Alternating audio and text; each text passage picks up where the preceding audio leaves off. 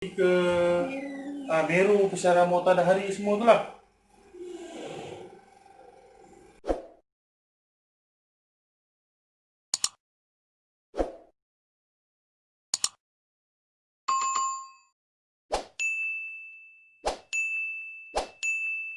Hi guys, welcome back to my YouTube channel Aiman Faris TV. So, hari ni aku dengan adik aku Alia Kalisa, kita orang akan ceritakan pengalaman seram kita orang yang pernah kita alami lah. Tapi sebelum tu, jangan lupa like, comment, subscribe and share dulu. Okay. So, cerita pertama ni terjadi waktu aku duduk dengan pakcik aku dekat kondo di Kuala Lumpur. So, dalam rumah tu Pak Su. So, dalam rumah tu ada dalam 5 ke 6 orang. Aku, cousin aku, pakcik aku, makcik aku dengan anak dia 2 orang, anak dia kecil lagi lah. So, malam tu nak dijadikan cerita di mana waktu tu aku tengah lepas makan tengah relax rokok kat luar. Lepas tu tiba-tiba makcik aku tengah kemas dah habis semua tu, aku tengah isap rokok dekat dia rumah kondo. So rumah kondo kan ada macam balcony ya. So aku lepak kat situ lah. So lepas je aku isap rokok, aku masuk dalam rumah, aku duduk dekat meja. Aku baru nak bakar lagi sebatang. Yes, tak bagus untuk kesihatan. Ya, tahu. So, aku baru nak bakar lagi sebatang. Makcik aku cakap, Long, nanti tolong buang sampah. So, korang tahulah rumah kondo kan, dia ada rumah sampah dia kan. So, aku pun cakap, okey lah masuk, nanti Long buang. So, makcik aku pun masuklah dalam bilik. So, lepas tu aku macam, sebatang rokok lagi, lepas tu buang sampah. So, aku pun like lah bagi sebatang rokok. So, bila aku dah tengah isap rokok, tiba-tiba makcik aku keluar bilik tau. Dia keluar bilik, aku nampak dia, lepas tu muka dia tak ada menunjukkan apa-apa reaksi. Aku nak kata dia marah ke, dia merajuk dengan pakcik aku. Aku tak tahu lah waktu tu. Lepas tu, dia keluar daripada bilik, terus dia jalan menuju ke dapur. Tanpa tengok aku. Macam dia jalan macam ni. Terus straight dia pergi ke dapur. So aku pun macam, makcik aku ni marah kan? Apalah, jom aku buang sampah. Lepas tu aku pun bangun. Aku pun padam rokok, baru aku pergi dapur. Mak Su, aku panggil pakcik tu Mak Su lah. Mak Su dengan Pak Su. So, aku pergi dapur. Mak Su, mana sampah? Tapi yang peliknya, aku pergi dapur, tak ada orang waktu tu. Sumpah aku pergi dapur, Mak Su, mana sampah? Tak ada orang.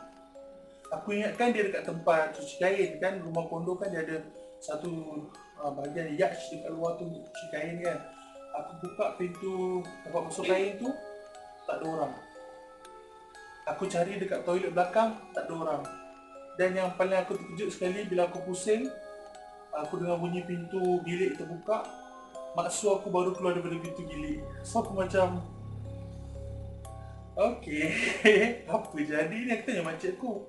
Aku tanya Mak Su aku, Mak Su, tadi Mak Su ada keluar pergi dapur ke? Mana ada? Makcik dia kata. Dia kata, Mak Su masuk bilik tadi ni, mau Mak Su keluar balik. Aku dah macam, siapa pula aku jumpa tadi? Lepas tu makcik kata, nampak apa? Nampak Mak Su lah keluar. Lepas tu macam, okey tak apa, pergi buang sampah dulu. Aku pergi buang sampah. Sekali, aku pusing-pusing ada kepala jenguk aku dulu. Rupanya makcik aku nak check aku cerita. Kita punya takut nak luruh jantung balok. Aku pun terkejut. Ish, Mak Su ke tu? Mak Su lah. Jangan buat macam tu. Kita cemas.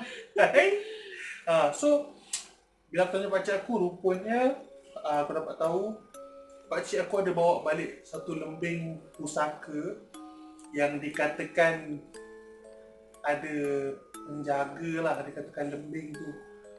So lembing tu asal usulnya yang pakcik aku cerita lah, dia kata lembing tu asalnya untuk jaga rumah.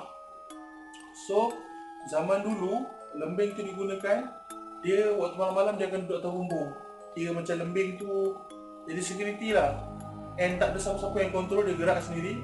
Kalau dia nampak je orang yang ada berniat jahat, dia akan terus tikam. Lembing tu akan terus tikam. Ni cerita pakcik aku lah, cerita zaman dulu lah. Aku nak kata ya ke tak ke aku pun tak pasti, tapi itulah cerita dia. Dan rupanya bukan aku je yang pernah nampak benda tu. Sepupu aku sendiri pun pernah nampak ada orang lalu-lalu dekat bawah bilik. Kadang-kadang dia dengar macam ada bunyi orang mandi, sebenarnya tak ada apa-apa. So itu the first experience aku lah. Okay.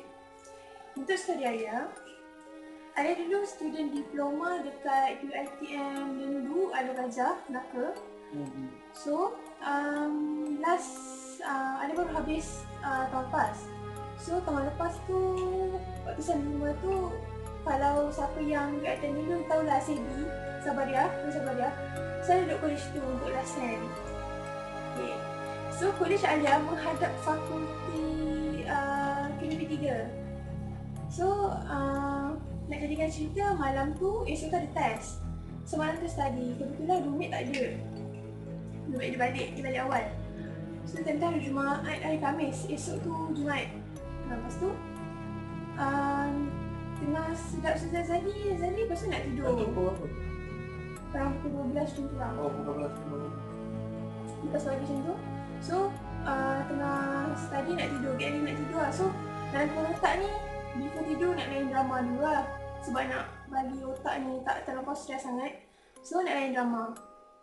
Tutup lampu meja, lepas tu nak tidur. Tiba-tiba tingkap bilik membuka sebab bagian ni masuk kan. Lepas tu bilik menghadap ke KDP 3, so tak ada rasa seram sangat.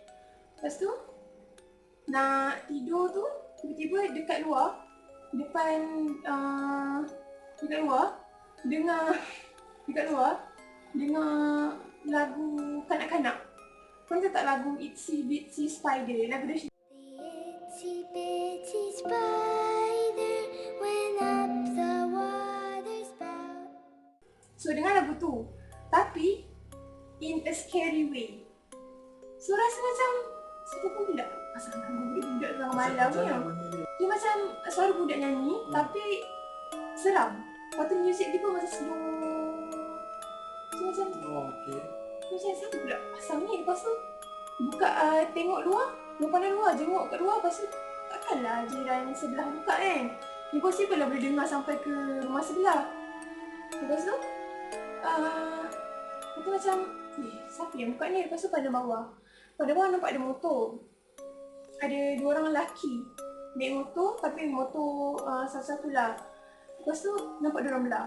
Aku macam tak apalah kan, ignore je lah. Lepas tu mesti jalan duduk, cakap kat kawan yang duduk kolej lain. Sebab kebetulan sem tu kawan yang rapat tak ada langsung duduk kolej sama. Yang rapat semua duduk kolej jauh. So mesti jalan duduk. Cakap, aku dengar 2 orang pasang lagu Itsy Bitsy Spider lah apa ni. Lepas tu, tak lama lepas tu, kawan yang duduk Perak cakap, ni kolej Perak tau, kolej tu Perak cakap, aku pun dengar benda yang sama. So rasa macam impossible kolej tu Sabaria dengan kolej tu Perak jauh tau. So impossible kalau dia pun dengar benda yang sama daripada kolej tu Sabaria. So macam benda ni kan dah rasa macam seram sejuk. Lepas tu bila lama lepas tu ada mesej seorang kawan. Kebetulan kawan tu tengah duduk kat surau dekat masjid dalam UiTM.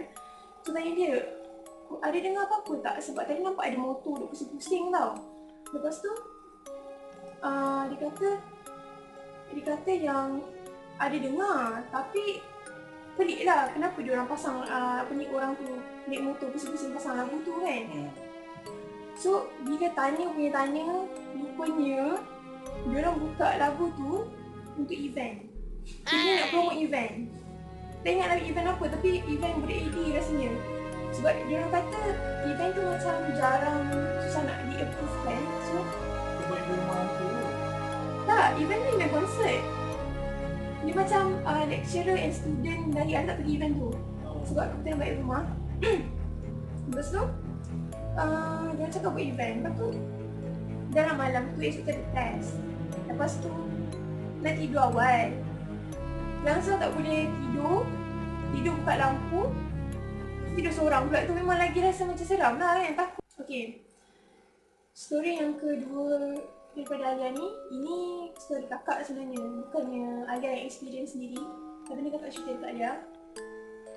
So, kakak dulu, dia form 6 dekat Dato' Harun.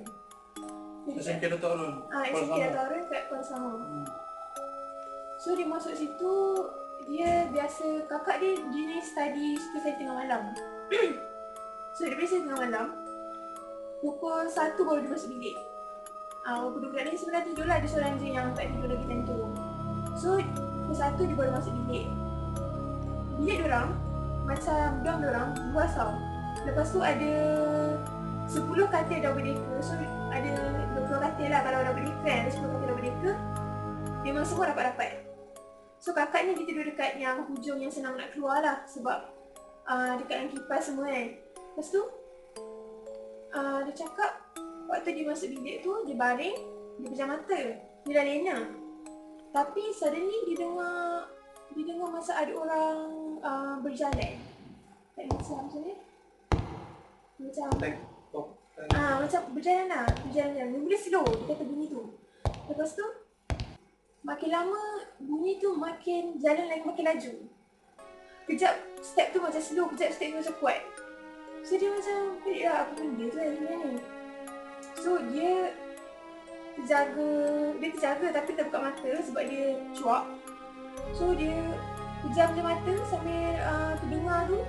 Dia kata memang heartbeat dia memang dah laju juga, dia dengar benda tu. So, lepas tu dia kata sebenarnya bila dia dengar betul-betul, bunyi tapak kaki tu mengelilingi katil dia.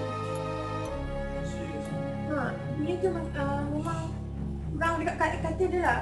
Tapi katil dia orang rapat tau semua. So macam mana dia boleh dengar keliling katil ni?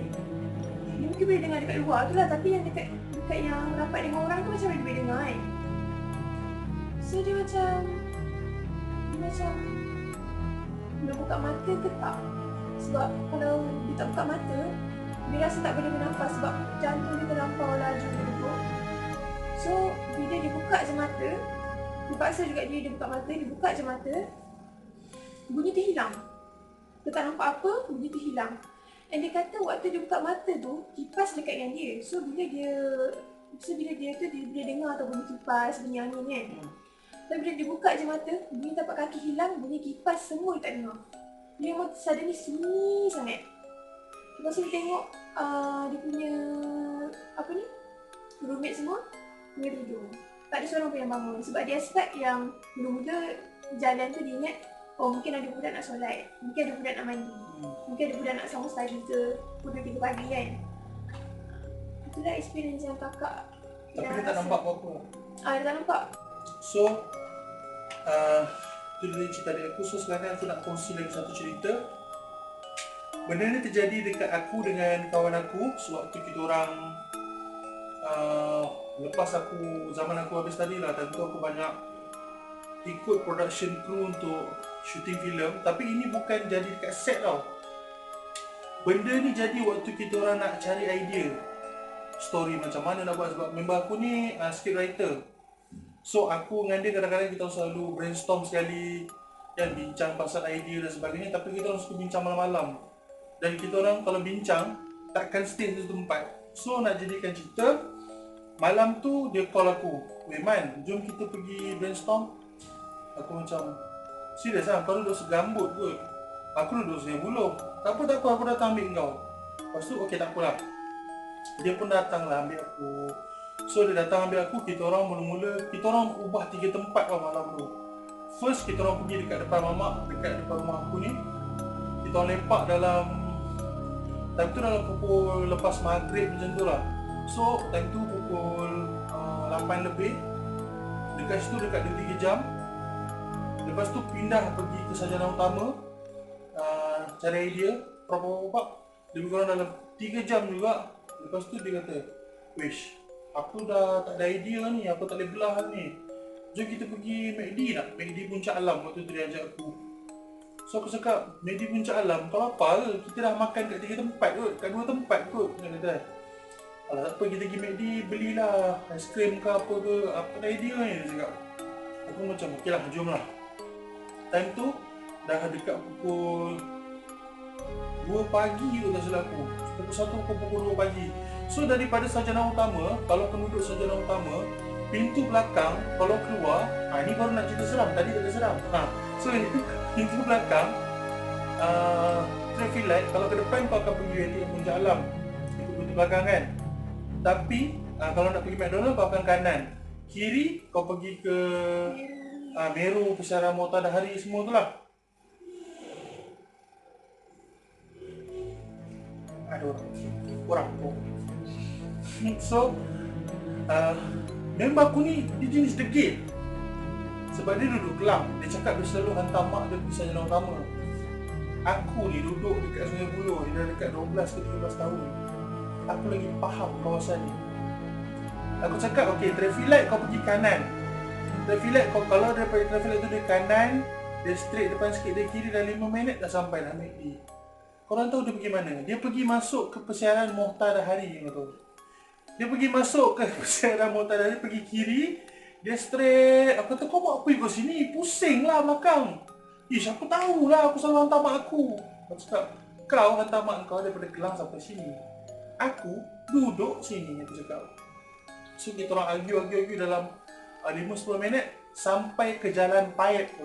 Jalan Paip yang kalau kau pergi kanan boleh tembus pergi ke SCM, City Mall. City memang jalan tu untuk pergi ke SCM. Kau bayangkan berapa jauh dia pergi ambil lajak nak pergi McDonald. Lepas tu aku macam, kau ni bodoh ke apa? Aku cakap. Lepas tu dah lah dia pergi tu. Dia kata aku tahu, dia belok ke kanan. Lepas tu traffic light kan, Jalan Paip. Dia pergi ikut jalan Bukit Cerakah, kau tahu tak? Bukit Cerakah lah. Jalan Bukit Cerakah tu, itulah yang orang kata jalan seram Puncak Alam tu, situ lah. Okay. Jalan Bukit Cerakah, Mat, dia pergi ikut. Aku macam... Itu kau apa? Pukul 2 pagi. So, dia pergi ikut jalan tu. Aku cakap, ya Allah, jalan ni dah lah. Selalu banyak cerita-cerita pelik orang cakap kan. Lepas tu, waktu kita orang jalan tu berkabus dah pukul 2 pagi. Berkabus, senyap, sunyi, lampu jalan pun sama-sama je. Member aku ni pula, mulut capoi. Mulut tak ada insurans. Tengah-tengah buat kata-kata, apa hal tu kau ikut jalan ni? Ini jalan ni jauh tu, kau tidak. Tadi kita sampai McD dah sekarang tu. Lepas tu, tengah jalan-jalan, mulut dia pergi cakap, wish, tempat ni style tu kalau kita syuting cerita hantu. Kau rasa? Takkan aku nak seligi di mulut dia betul tu. Wih, sebab ni style tu ni man. Kau tengok ni. Dengan kabus-kabus malam ni. Ini kalau shoot cerita hantu ni baik. Lepas dia cakap style shoot cerita hantu, nanti kita orang naik bukit tau, nak turun. Lepas dia cakap best ni shoot cerita hantu, satu kain putih lalu depan kata dia orang. Kau rasa? Member aku tu terus diam. Aku tengok dia biru muka. Sampai ke McD, sampai ke Sudah tak boleh cakap member. Kita lepas tu, tapi dia tak kacau lah, dia selalu macam lalu kain putih lah. Aku pun tak nampak sangat waktu tu. Sebab bila kita orang naik je lepas member aku cakap tu, benda tu lalu, tiba-tiba member aku diam. Tu aku tanya dia, apa hal ni diam? Sebab aku nampak kain putih lalu. Ya, sebab tu aku tak nampak sangat. Aku macam, yelah kau dah serabut member mesti kan. Kau tak fokus depan sangat kan. Kau tak fokus keliling kau sangat. Kau just macam nak suruh dia ni jangan cakap bukan-bukan. So sampai ke McD tu dia diam. Dekat sejam juga ah. Dia diam tu cakap apa, kita order makan, kita makan je. Lepas tu dia tanya balik, betul ke apa yang kau nampak? Kau yang minta nak tengok dia tadi kan. Kau yang cakap bukan-bukan kan. So dia tunjuk lah diri. So pada korang kalau lalu jalan-jalan situ, tolonglah jaga mulut kau. And untuk pengalaman aku sendiri, aku tak pernah lagi nampak real life. Depan mata aku tak pernah nampak. Dan aku tak nak pun. Tapi kalau dengar bunyi, hin-hin, itu biasalah. Normal lah. Normal lah. Macam ada satu kisah dekat kampung aku dulu. Rumah tu, arwah tu aku duduk dengan sepupu aku. So nak dijadikan cerita, waktu arwah nenek aku dah tak ada, dah meninggal waktu tu. So satu masa atuk aku banyak travel ke KL. Dia tak duduk rumah tu, dia jarang. Kampung aku tentu dekat Kuala Kangsar. Dia jarang balik rumah tu lah. Kadang-kadang dia duduk rumah aku, kadang rumah pakcik aku. Bertukar-tukar. Kadang-kadang sampai 6 bulan dekat KL baru dia balik macam tu. So satu masa tu kita orang balik raya tau. Waktu tu aku biasa balik, kalau balik kampung sehari sebelum raya.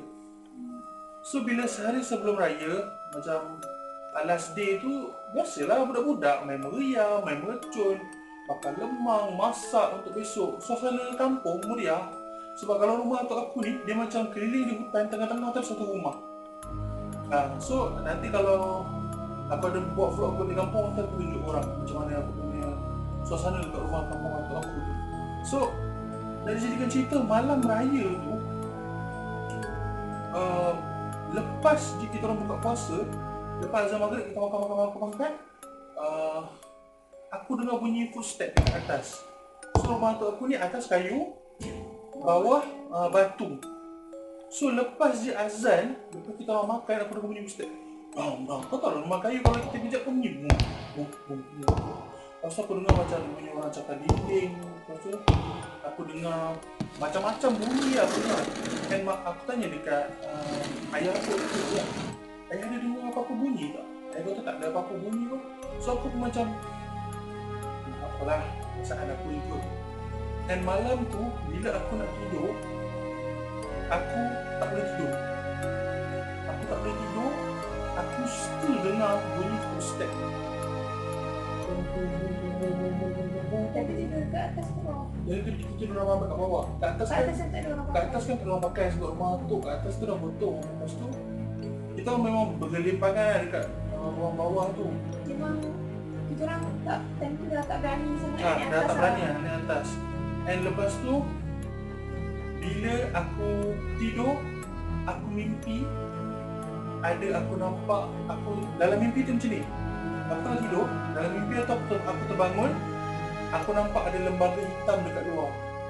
Sambil bawa macam karung beg, macam pencuri tu, tahu tak? Tapi dia besar, dia macam jalan macam tu. Aku macam, apa benda ni? Lepas tu aku jadi macam terus takut, aku terus macam tidur. Pagi tu aku jaga, alhamdulillah lah tak ada apa-apa yang terjadi dengan aku. So bila dah pergi check dengan kawan-kawan ayah aku yang pandai tentang malu-malu halus ni lah kita cakap kan, sebenarnya dekat rumah atuk aku tu, sebabkan dah lama tak ada orang tinggal, ada yang menumpang. Macam-macam jenis dah menumpang. Macam-macam jenis, more than 3 times. Kalau aku cerita nanti, tu memang kau nak apa kau sebut je, macam-macam ada kat sana. Tapi aku tak nak sebut lah dalam video ni, biar je lah. Tapi aku boleh bagi hint lah, kalau hari raya biasanya benda apa yang sinonim dengan hari raya. Yes, itu pun ada, yang tu pun ada. Tapi sekarang rumah tu dah teruk dah, dah tinggal, dah lama tinggal lah, dah tak ada orang huni dah. Sebab arwah atuk pun dah tak ada, tak ada siapa yang jaga rumah tu, so terdiam macam tu lah. Nanti kalau aku balik raya haji, kalau ada masa, aku akan bawa korang pergi tengok rumah tu. So, nanti cakap. Okay, itu je dia cerita kita orang pada hari ini. Pengalaman seram aku dengan nenek aku. Actually, kita orang tak pernah nampak depan mata. Tapi adik aku, seorang lagi, lelaki Adam, nama dia Adam, dia memang daripada dia kecil boleh nampak dan pernah bermain pun dengan benda tu. Ini memang total, memang real punya. Adik aku yang Adam tu, dia boleh nampak. Dia pernah, budak-budak kau pergi taman nampak, kau main lah dengan aku, padahal tak tahu benda apa kan.